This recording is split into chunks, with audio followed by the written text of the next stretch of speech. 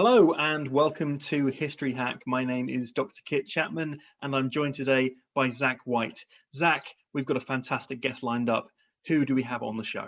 Oh, this is going to be stellar because today we are talking about possibly the coolest mausoleum, as far as I'm concerned at least, and people can fight me about this, in all of history, because we are going to be discussing the Terracotta warriors of Emperor Qin Shi Huangdi.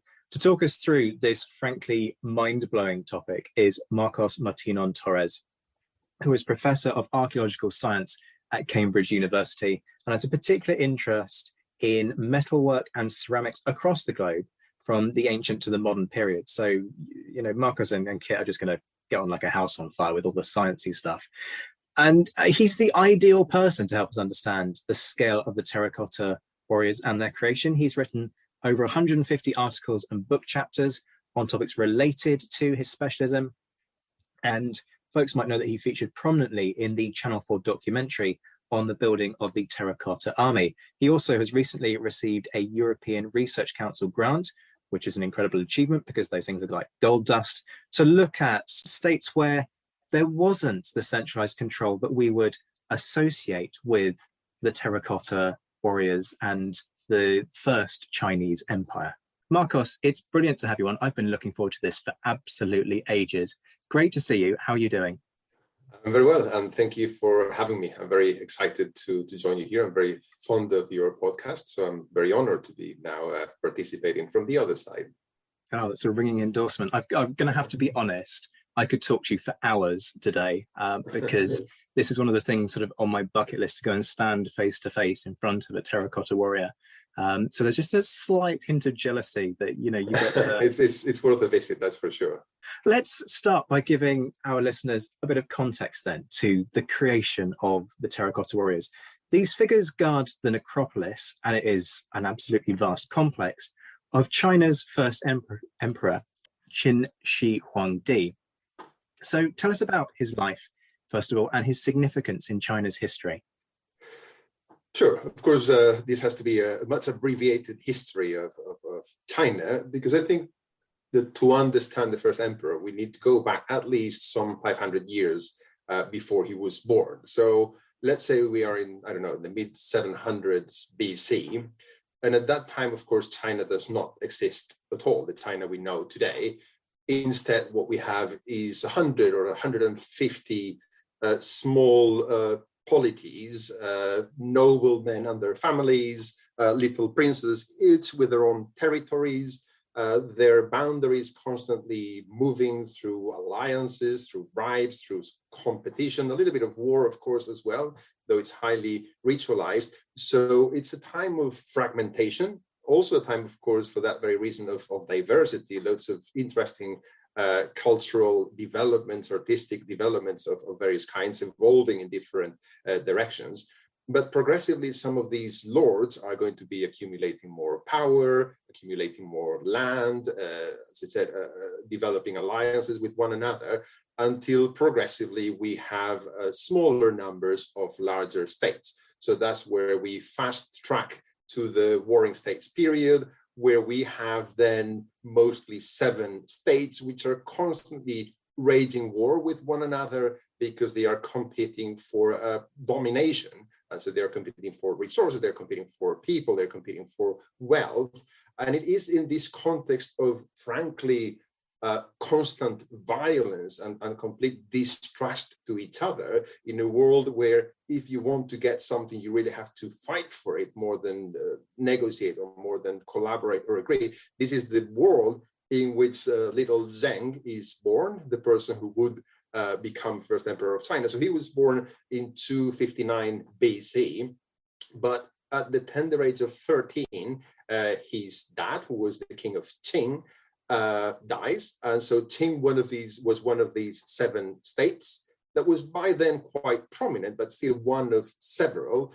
And so at this young age, he becomes the king of Qing himself. And so having grown in this world, of course, he does what he's learned, that is, of course, with help of other mentors and administrators, embark very successfully, as it turned out, on military campaigns against all the warring states. And so progressively, he begins to basically defeat all the other states until in 221 BC, he completes all of these wars. He completes the unification, therefore, of China, and he decides that now, because he is the only ruler of all of these massive span of land, he should call himself the first Augustus, Emperor of China. And indeed, the name China is supposed to derive from the name of his dynasty, Qin. And so that's in a nutshell him and why he is important, because he is the one who achieved, or at least led, the unification of China as a single political entity and something of a size in terms of population and indeed square mileage, if you like, that was almost unprecedented in the world. But it's quite a short-lived dynasty, isn't it? Because the country after his death kind of soon disintegrates into warring states until you have the rise of the Han dynasty. So why is it so important in China's history? Is it just that first moment in time when you have a notion of China as a state, or is there more to it than that? That's a very good question, because not everyone realizes that for all the weight and significance we give to this first emperor and the Qin dynasty and whatnot, it was very short-lived. And so he became emperor in 221, but he died in 210, and the second emperor of Qin only lasted there for 3 years, and then the whole thing collapsed. And so in many ways is the succeeding Han dynasty, which was of course much longer lived, that consolidates a lot of the historical processes that we see indeed in China today. But I suppose the great claim to fame of the first emperor and by extension the Qin dynasty is the unification itself. So the first ones to create a large enough unified political entity that resembles what's China today. And also importantly, it is at this point that they set in motion, or at least more visibly so, loads of processes that will have ramifications to the present. And so we see under Qin, even before the unification, but of course much more enhanced after unification, the standardization of script, a form of writing that is almost, it's quite similar to what we see in Chinese script today. The standardization of weights and measures, even politics and philosophy are unified or progressively rolled out in ways that were unprecedented. Even the width of the roads so that all chariots could travel across the empire. So there's a legal, philosophical, and logistical system that gets unified and standardized now. And of course, it will evolve further and it will become even more prominent and visible under the Han, but it is now that it's set in motion historically, visibly. And I think that's why that together, of course, with the Terracotta Army and the whole material legacy that gives this dynasty and this emperor that particular prominent role in the history of China and indeed of the broader world. Yeah, that standardization is quite an incredible legacy, isn't it? But then he's also, I think it's quite an understatement to say that he's a controversial figure. So how is he remembered in Chinese popular culture? Is there a sense of people coming to terms with his complexities, as we've seen with other historical figures, particularly lately? I think that's another good question, because up until quite recently, you could argue that the public perception of the first emperor, and to some extent also the more scholarly literature, was quite polarized, because on the one hand, and something we still see today, there is allegedly a lot we can admire of a person who was so successful and who managed to get a whole empire with 20 to 30 million people behind him. And so he demonstrates what a large country can achieve when everyone works together. And that is, of course, something that can be used today to enshrine him as a role model. And you can certainly see a lot of celebrations of that within China and beyond. The flip side of this is that, of course, in order to achieve that, you need to suppress diversity. You need to suppress the individual. The individual doesn't matter. What matters is what you can do to serve the state.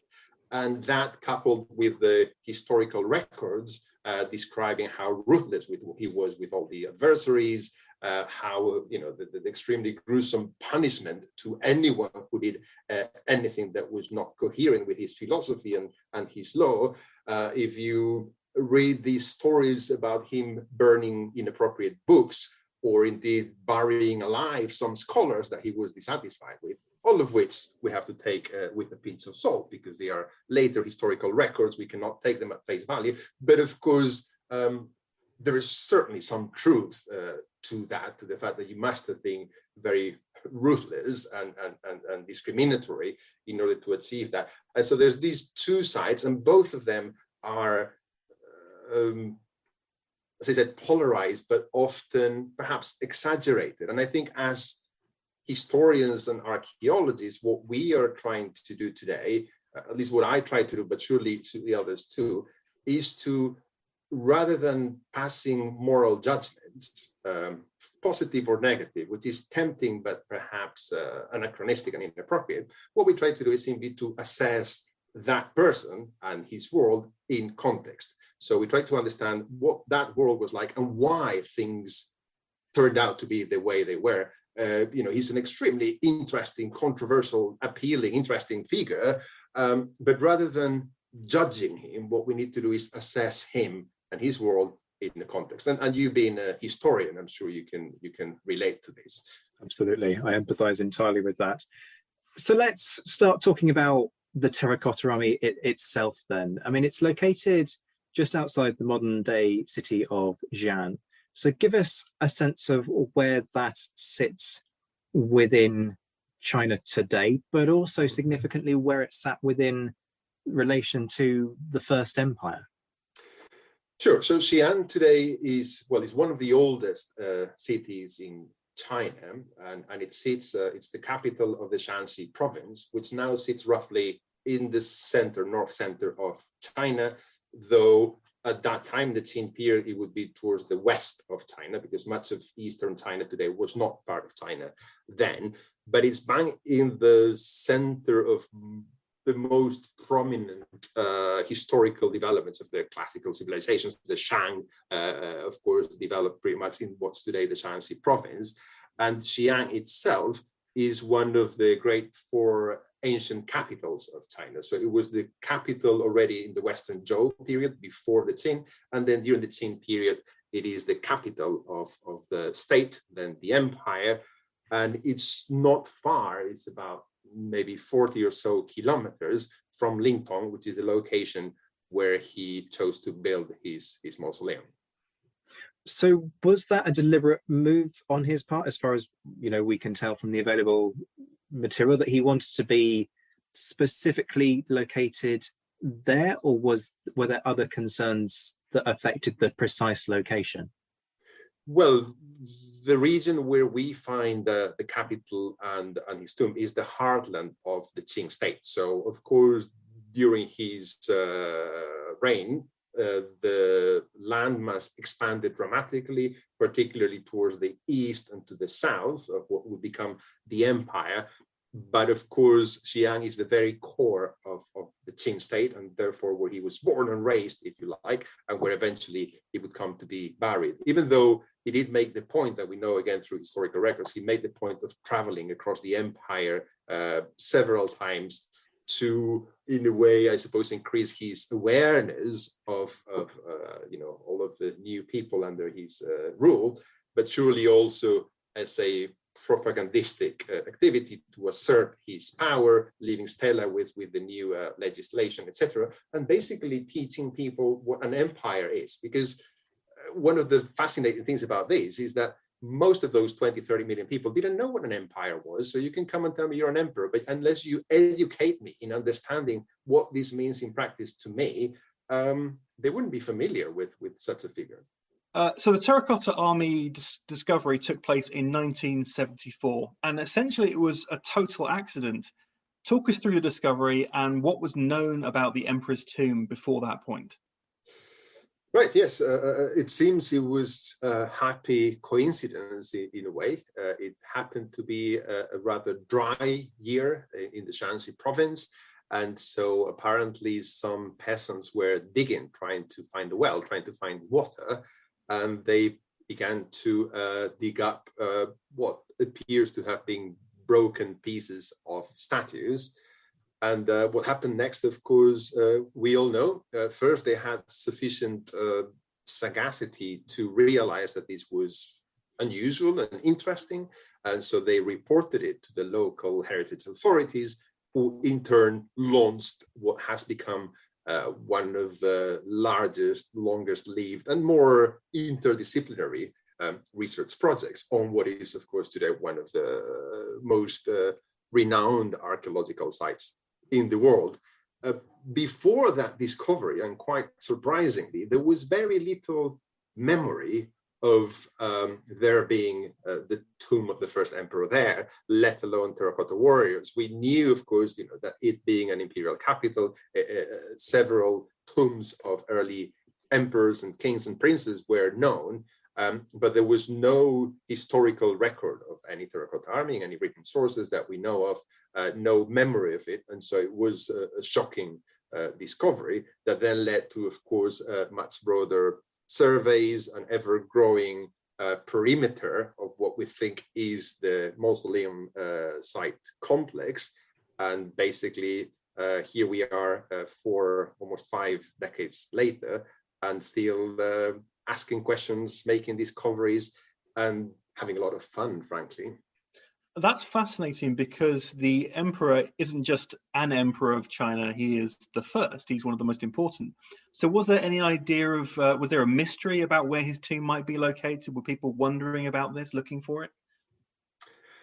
As far as I'm aware, there was no active search for the tomb, to be honest. I may have missed it here, but it really was one of these discoveries, as is often the case in archaeology, but in science generally, that start with an accidental discovery, but then grow into something bigger. So there is the accident, but then there's of course, also the realization that this discovery is important. And then there is all the legwork that follows. Because I think that's important to emphasize in any serendipitous discoveries. You need the lucky accident, but then you need people with the intelligence and the resources to realize that this is important, then run with it. And before you and your team started your specific work on analyzing the warriors, what was kind of the consensus, if there was one, about how they were created and the specific techniques in their creation? Because, as is going to become clear, you actually ended up rewriting our understanding of the construction of these and their significance, particularly when it came to weaponry. But I don't want to spoil that for folks. So give us a sense of the consensus before you came to the party, as it were. So, I mean, there's always been several hypotheses and several theories about how the terracotta warriors, but also more broadly the entire mausoleum was constructed. Because I think it's worth emphasizing how, this huge site was built in a very short time span, possibly 10 years, maximum 3 decades, really, using constructive elements that are totally unheard of in their scale, in their sophistication. But then, of course, at the center, in terms of our popular prominence today, we've got these thousands of terracotta warriors that are very peculiar in their style. And so the question was, how was labor organized to produce that? And one of the most popular theories was that there was somewhat a very large factory, if you like, organized in specialized units, each of them with their molds, perhaps, producing modules for the various parts of weapons. And my friend and colleague on this project, Andy Bevan, uses, I think, very effectively the image of Mr. Potato Head. I don't know if you're familiar with this Mr. Potato Head, where you have a set number. Maybe you're too young, but no, potato heads are still around, because my daughters played with them. So basically, you have a set number of body parts, ears, noses, and legs. In the case of the warriors, could be, say 10 types of heads, 5 types of arms, 15 types of torsos. So a set number of modules, but then you combine them in every possible permutation, and that leads to to the impression of a huge diversity. And so that was not the only, but a very popular theory, was that it was a single centralized factory, but combining their standardized parts in non-standard ways. Okay, go on then, put us out of our misery. So what is the reality? How did you go about uncovering what the true story was?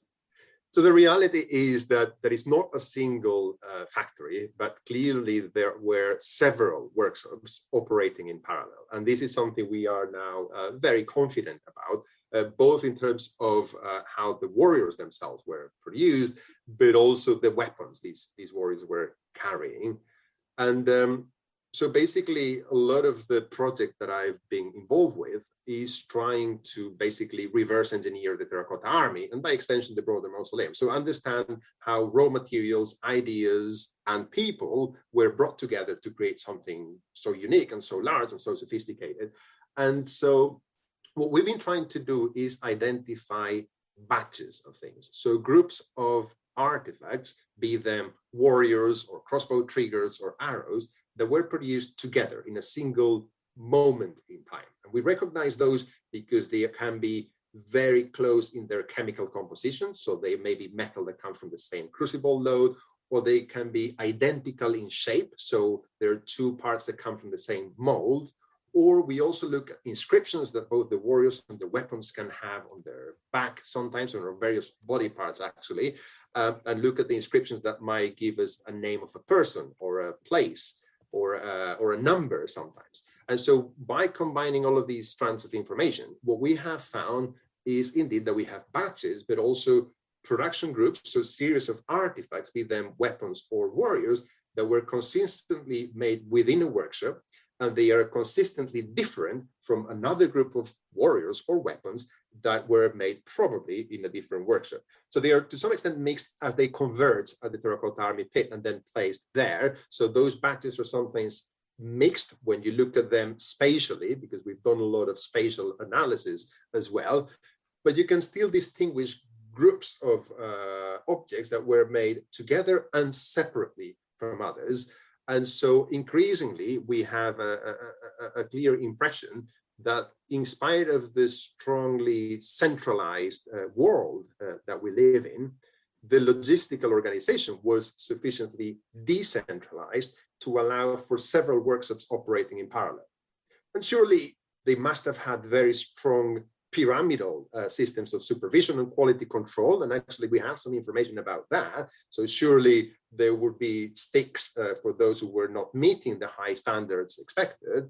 But at the same time, clearly there was a decentralization in potentially smaller workshops that were more or less autonomous, and that allowed more versatility, because if there is a breakdown in one workshop, the other one can continue to work, and they are more adaptable perhaps in changes in the program, because of course it's very hard to predict how the program is going to work when nobody's built a Terracotta Army before. And so there are logistical reasons why they might have chosen to do this, but it is perhaps paradoxical, or at least unexpected to some extent, that for such a strongly centralizing empire, we have a decentralized production system, it seems.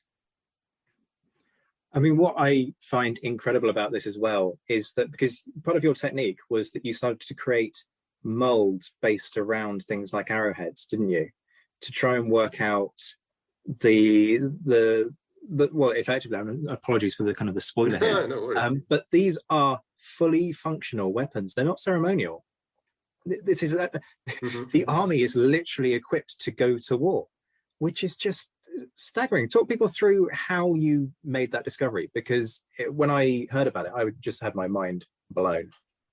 Yeah, so that's another of the strands of our scientific work. We've spent quite a lot of time looking at the bronze weapons. And so while the warriors are made of clay, and as such are arguably not real warriors, which is something worth perhaps discussing, the weapons are made of bronze, and they are true lethal weapons, as you were saying. And so when you analyze their chemical composition, for example, you find that they are selecting the optimum alloy, so the optimum mixture of metals to optimize their properties, so that if it's a blade and it needs to be hard, then you add more tin. If it needs to be tough so it doesn't break, you add less tin. So they are adjusting the composition of the metals, but also you put them under a microscope, and what you see is that every one of the bladed items, and let's not forget, for example, bladed items are the 40,000 arrowheads discovered so far. Every one of them has been sharpened using a rotary device. This is something that was quite challenging to discover and quite fun, because to look at the surfaces of those weapons and find those kind of diagnostic polishing marks, we had to take molds, as you were saying, Zach, and so we used dental impression material, so the stuff that you used to take, when you go to the dentist to make impressions of your teeth.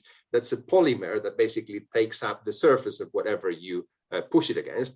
And so we could take molds of these weapons and then take these molds to the microscope, so that we didn't have to move or potentially put the artifacts at risk. And when you put them under a microscope, you can actually see the very diagnostic parallel scratch lines that you get on kitchen knives when you sharpen them using a wheel, basically, or lathe or something. And so that tells you, of course, that these are not just representations for symbolic purposes, but they are real lethal, sharp weapons that are made of optimal materials and ready for action. Yeah. I mean, I think it's incredible, particularly at that state of sort of human civilization, that we're able to sort of fine tune the alloys, which is incredibly complicated process that is not easy to do.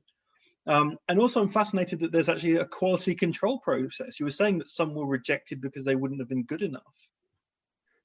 Yes, I mean, this is something that we can only tell by the absence of errors, if you like, because what's being particularly challenging here, of course, is that there is no workshop. We haven't discovered any workshop remains. So everything that we know about the technology and the construction of these sites is through what we call reverse engineering. So working backwards from the finished object to understand ideas, designs, raw materials, etc. And what we find is that the standardization is extraordinary in the quality of every one of these items. In fact, as a curiosity, because we've calculated this, you can take any two of the 40,000 arrowheads, for example, that have been discovered so far, and to our human eye, they're all identical. Because it's just it's mind-blowing, because the spread of variability of their dimensions is lower than the threshold of our perception. It's something that's called the Weber fraction. So it's the threshold below which we cannot tell apart differences in size. And so for that to happen, of course, there must have been some quality control. There must have been some standards that were shared across the various workshops. And we have some hints of that, because some of the bigger weapons have longer inscriptions that say this item was made by artisan X under the supervision of Y and in the workshop of Z. And so there are up to 4 levels of hierarchical supervision, if you like. And at the top of this pyramid is Lu Buwei, who was the chancellor or the prime minister or the first emperor. So in just 4 steps, you go from probably the real chap who did the work to the prime minister. So yes, you work wherever you like, you use your own methods, you use your own tools, but you better meet the standards. It's just staggering. And what a lot of people won't necessarily realize, because of what we see from the terracotta warriors today, is that they were painted. So am I right in thinking that every single one of these warriors, despite the arrowheads being, as far as we can tell, uniform, in terms of the perception of the eye, when they were created, these warriors would have all looked individual, or was there some kind of uniformity across them? No, that's another very good point, because like a real army, we have seemingly warriors that on the surface look very similar, but they are all different, but then carrying very standardized equipment.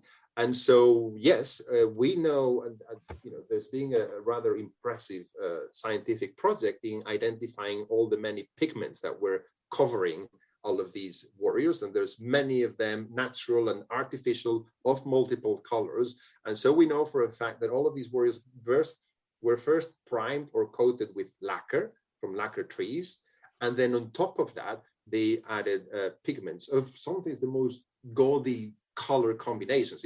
So when you see the digital reconstructions of what the warrior looked like, it feels wrong. It's like when you now look at a medieval sculpture and we like them colored like stone or wood, and occasionally when they are well preserved in their pigmentation, they look awkward, don't they? And it's a similar thing with the Terracotta Army, but yeah, that's the truth. They were all painted in painstaking detail. We're talking about eyebrows, we're talking about individual threads in their armor or robe, painted individually with very intricate patterns. And we don't know enough about every one of them to see, if there is any groupings or patterns in their colors. That's something we are hoping to analyze with more samples across a larger data set. But there appears to be remarkable diversity. They are clearly not all dressed in exactly the same color combinations. And this, of course, is added to the other diversity, which is the very shape of the warriors themselves. And so not only they are wearing different outfits depending on their rank and depending on their function within the battle formation, but also there is remarkable variability in their facial features. So their noses, their cheeks, their ears, their hairstyles, they all appear to be different. And this is, again, something where we need to do more of, because there's so many of them that until we have a large sample, we cannot be sure about making any statement. But one of the other things that we're working on now is doing the geometric morphometrics, that is the shape comparison of all of these warriors to overlay various features. We started with their ears. Now, of course, we're doing different body parts to compare their shapes directly. So we make 3D models of these warriors, and then basically we use clever computing to compare their shapes and see the extent to which they may or may not be different. And so far, in a small sample, we just find no matches. We might in due course, but so far, every warrior that we've tried to systematically compare to another has turned out to be slightly different, at least. It's incredible. I mean, I've been very fortunate enough to see the Terracotta Warriors. You sort of step into this giant shed kind of thing, walk around the top, you look down, and you can see everybody is different. One of the obvious questions, though, is why are they made from terracotta? Why aren't they carved out of wood, for example? That's another very good question. And I suppose the short answer to me would be that they have, first, a lot of the raw material, because we are in the Lost Plateau. There's loads of very fine clay that's very suitable for this work. There is, of course, a very long, millennia-long tradition of making excellent pottery in China. So that is a technology and a material that they master. They could be using wood, yes, but that would be a hell of a lot of wood to source at the time. Funnily enough, there are other later terracotta armies with wood components, like there's a famous Han Dynasty terracotta army where the bodies were made of clay, but the arms were made of wood. And so, of course, they now have no arms because they've perished. They were also dressed in real textiles, so they have perished too, and so they are naked warriors. But these ones are made of clay, and it was clearly a convenient material. Perhaps what I find more interesting or more difficult to explain is why they are fake or why they are representations. So we're talking about real, proper weapons, but the warriors are not. And are they really believing that these clay warriors are going to be alive in the afterlife to defend the emperor? And that is a fascinating question. It's something that we see in this moment that is marking a change really in the burial customs in China that we see to the present day, but that must have meant a change on religious beliefs. And basically what happens is that until this period, when somebody important dies, a prince or a noble person of some kind, they will sacrifice people and animals and wealth generally to bury them with them. So they are buried with real horses, with real concubines or wives or servants, etc. But of course, we're living in a world of warring states where loads of wealth and loads of people are being spared. And therefore, there is a changing philosophy. And Confucius is one that's, in a way, saying, just stop dumping wealth in tombs, stop killing things to put them in tombs. And possibly that's what we are seeing here, that because there are a few, for example, real horses buried in the mausoleum, as well as terracotta army ones, as well as terracotta ones. And so we seem to be seeing that transition where some of the things are real, some of them are representations. You could argue that it's a clever saving exercise, but it requires a changing beliefs, really. Can you, it may be hard to believe that somebody that you sacrifice into a tomb will be alive in the afterlife to live with you, to protect you or serve you, but a clay army, it is. I think that's one of the things that really shocked me as well, is that when you hear about the terracotta warriors, you think of them as single men, but there are horses, there are chariots. It is a composite army, essentially. Yes, and it is impressive, and it's the kind of thing that you only get a sense of if you go there. There are amazing exhibitions around the world, but going there, standing on the front of pit number 1 and seeing those thousands of warriors looking at you is overwhelming. But it's even more overwhelming, excuse me, if we tell you that that actually is a tiny army compared to the standards of the time.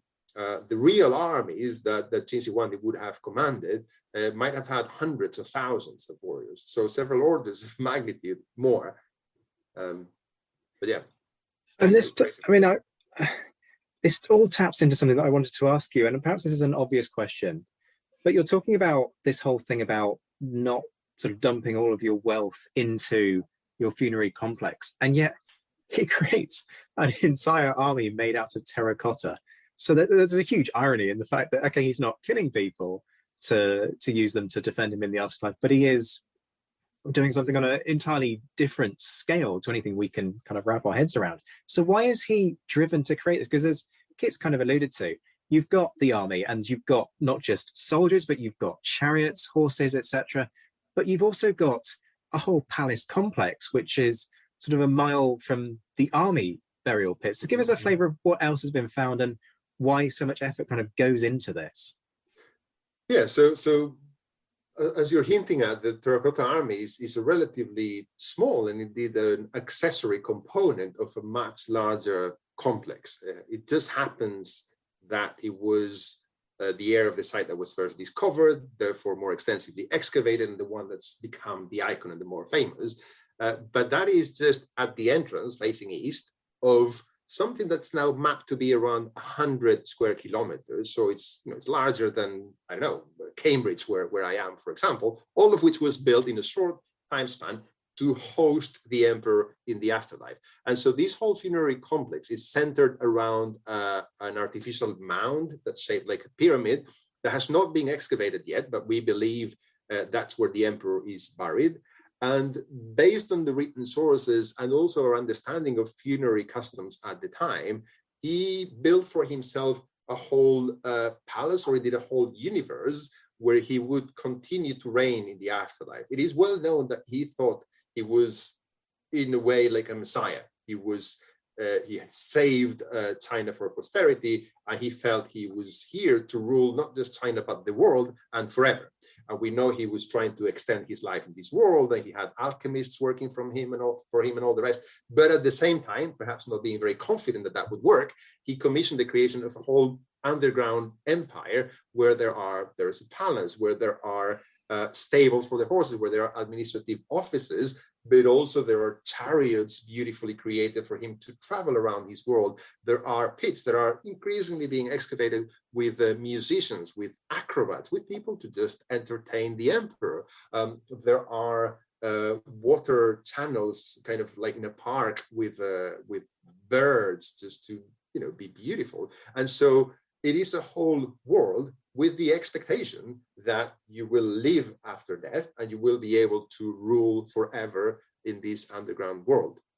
And so there is, it's connected with the way you see death as a continuation of life, which is one that, of course, with evolution, but one that persists to this day, where it is still common in China to make offerings in tombs of the sorts of things that you're expecting people to need in normal life. And you may offer them food or cigarettes or money, things that they might well need in their afterlife. It's interesting. One thing you mentioned was this transition from, actually killing people and burying them with them. It's probably worth mentioning, though, that there is a grim side to this. Many people did die building this tomb. So what do we know about the lives of the people who were working to create this wonderful underground world?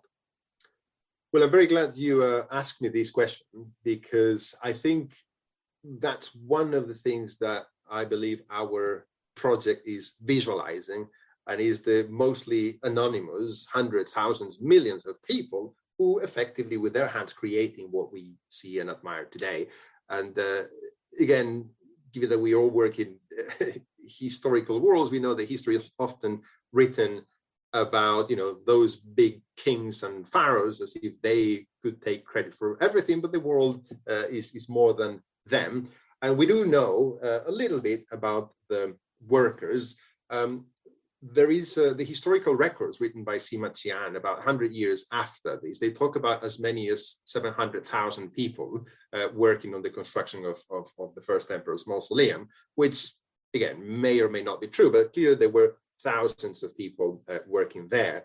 And the archaeology has indeed revealed a couple of cemeteries within the mausoleum site, so not too far from the very pyramid where the emperor is, with bodies of individuals that are thought to have been some of the artisans involved in the construction of the site. They are mostly young men, but there's the occasional women and children. Some of them have obvious signs of violence or struggle, often in shallow graves, communal mass graves. And so these are the people who, gave their effort, and in some cases probably their lives, for the creation of this. And a few of them were actually a small number, but for a few of them we have their names, I think 18 to 20 of them, because somebody scratched on a broken ceramic shirt. They scratched something like Luo from Dongwu, so a name and where they come from, and in some case even why they are there. And it's mostly deaths. So it's people, they are forced labor conscripts, prisoners from war that were brought there to work on the construction of the site that we see today.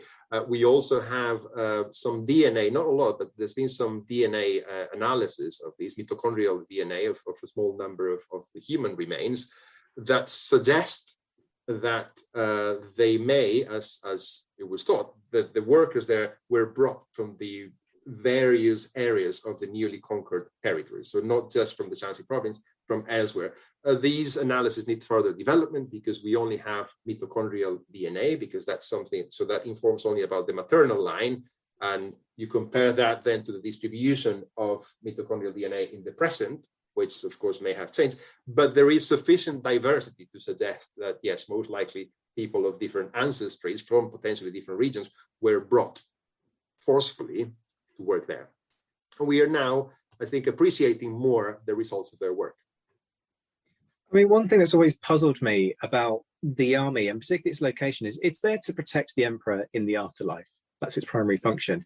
And yet the layout of the much wider complex means that the army is to the east of his tomb. Now, there are other pits where there are other concentrations of terracotta warriors.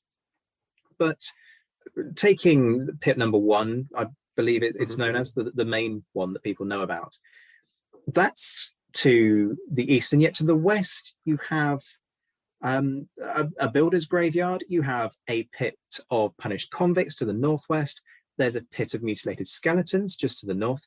So, I mean, looking at this from somebody who spends a lot of time studying deployment of armies, it almost feels like the army's in the wrong place to protect him from people who, if they went to the afterlife, would have an axe to grind. You know, they would potentially come back as vengeful spirits. So is there another army somewhere?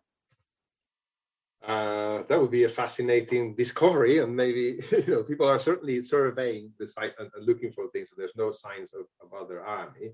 I mean, the emperor had loads of people who might well have an axe to grind, and you're right that the people who were forced to work there might well come back in the afterlife.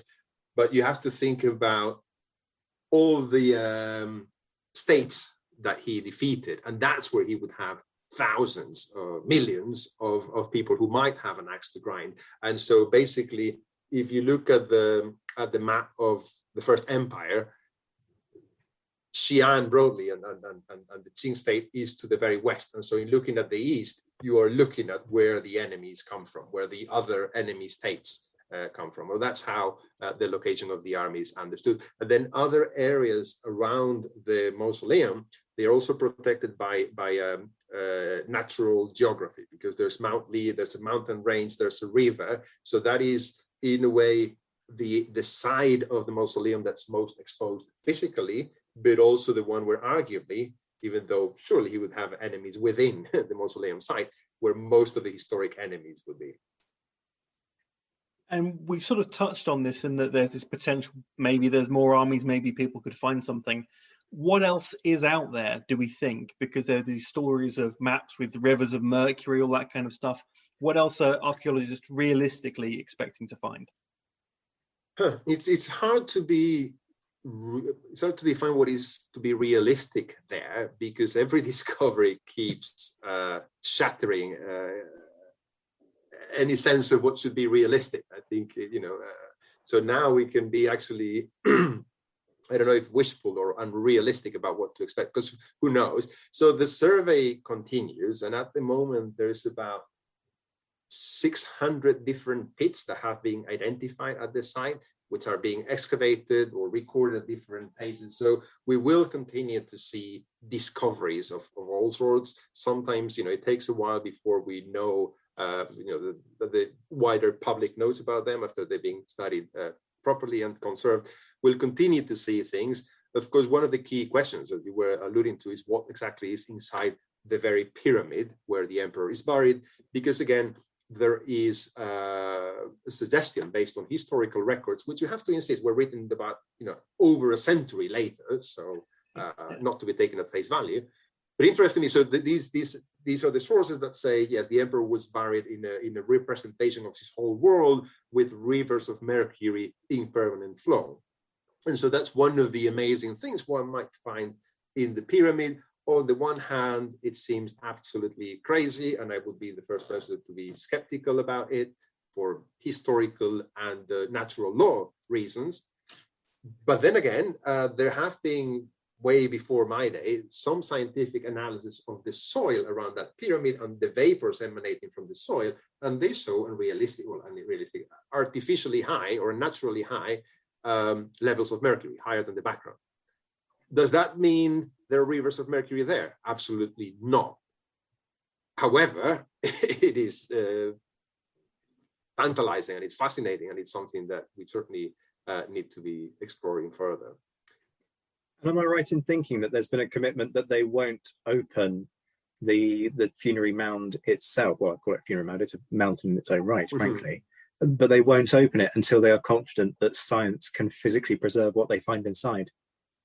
Yeah, that is, unfortunately or not, that is the current policy. Understandably, I think one has to be cautious, and based on experience, it is true that it's so hard to predict what you may find on this site.